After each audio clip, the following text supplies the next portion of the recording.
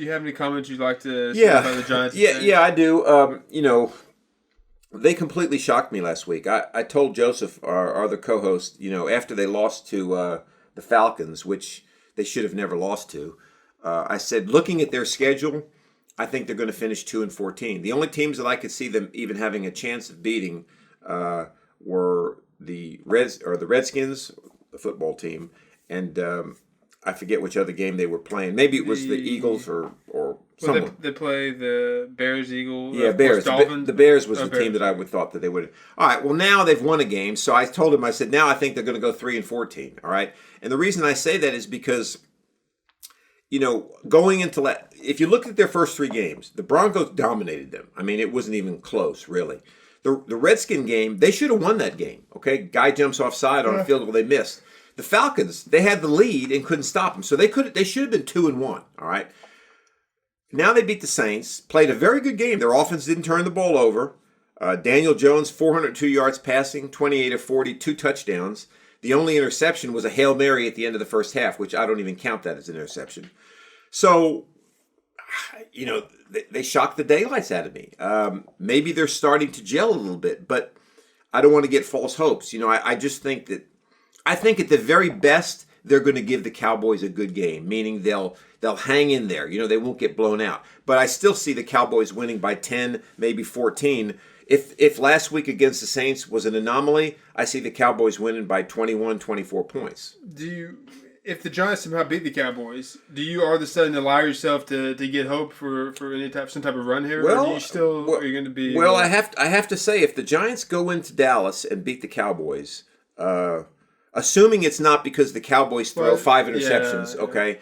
I mean, you got to give them a little bit of credit if they do that. That tells me that maybe they're starting to gel a little bit. They still have such a tough schedule. Then they host the Rams. Oh yeah.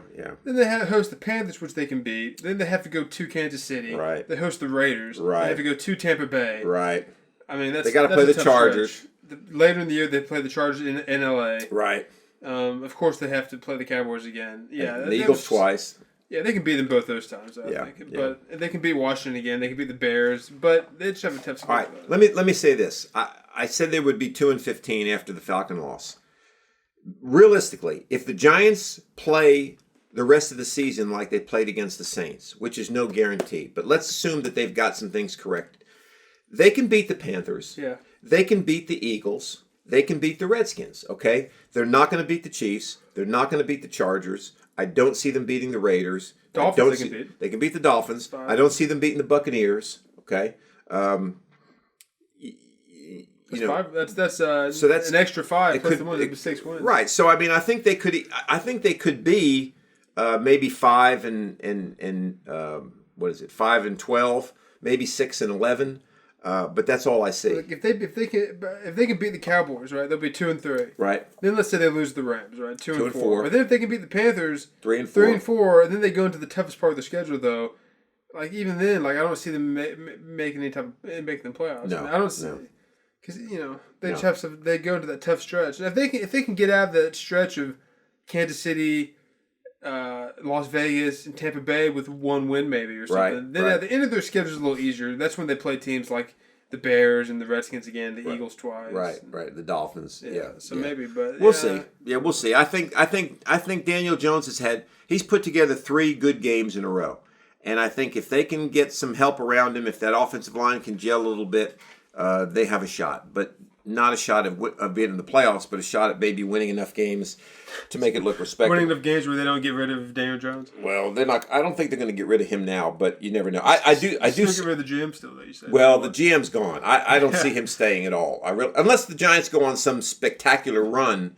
But even if they go on some spectacular run and make the playoffs, does that change? You want to have another year with the GM? I mean, you can't change the decisions he's made. He's made bad decisions, right? No, he has. He has to fix the offensive line. He's had times, so that stuff doesn't change. That's true. But you got to say, if they make the playoffs, that means that some of these decisions he made have panned out, right? They started to play better. I guess what I'm saying is the Giants are a conservative enough franchise where if they made the playoffs, they probably wouldn't fire him. That's a good point. They are pretty conservative. Yeah, they're not going to fire him.